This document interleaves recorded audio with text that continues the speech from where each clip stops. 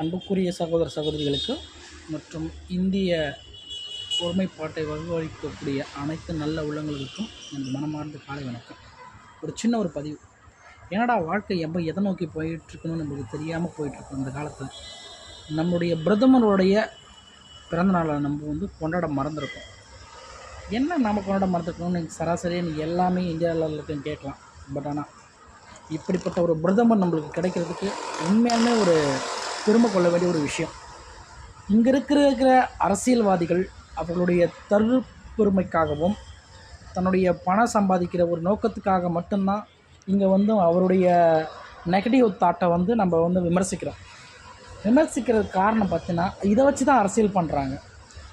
அவரை மாதிரி ஒரு பிரதமர் கிடைக்கிறதுக்கு நம்ம மிக மிக ரொம்ப கொடுத்து வச்சுருக்கணும். என்ன ரீசன் பார்த்தீங்கன்னாவே, ஒரு ஜிஎஸ்டி எக்கனாமியாக இருக்கலாம், இல்லை ஒரு நாட்டை ஒரு பொருளாதாரத்துலேருந்து நீக்கி அதில் ஃபஸ்ட்டு ஒரு 10 வருஷத்துக்கு முன்னாடி ஒரு மன்மோகன் சிங் இருக்கிற காலத்துலேயும், வாஜ்பாய் இருக்கிற காலத்துலையும், இல்லை இந்திரா காந்தி அம்மா இருக்கிற பீரியட்லையும் சரி, சோனியா காந்தி அம்மா பீரியடில் இருக்கும் சரி, பிரதமராக இருக்கும்போது நம்ம நாட்டு பிரதமரை ஒரு நாட்டு தலைவர்கள்லேருந்து உபசரிக்கிறது ரொம்ப கம்மி.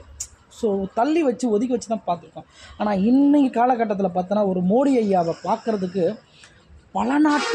பன்னாட்டு நிறுவனமும் சரி, பல நாட்டு தலைவர்களும் சரி காத்து கிடக்கிறாங்க.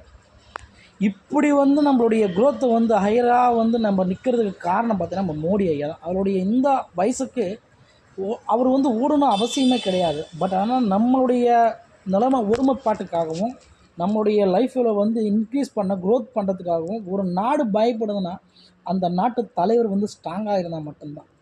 ஒரு வீட்டுக்கு ஒரு தலைவன், ஒரு நாட்டுக்கு ஒரு தலைவன், அந்த மாதிரி தாங்க நம்ம மோடியை கிடச்சிறதுக்கு ரொம்ப கொடுத்து வச்சுருக்கணும். மறக்கக்கூடிய விஷயத்தைய மறந்துட்டோம். இருந்தாலும் மன்னிப்பு கூறி பிறந்தநாள் நல்வாழ்த்துக்கள் சொல்கிறதுக்கு நான் பெருமை கொள்கிறேங்க.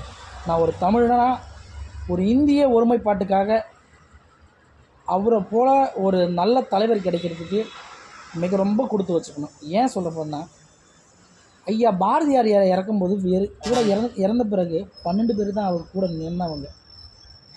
வ.உ.சி. சிதம்பரம் ஐயா இறந்தபோது என்னடா நாடு என்று அந்தளவுக்கு கேள்விப்படுறது.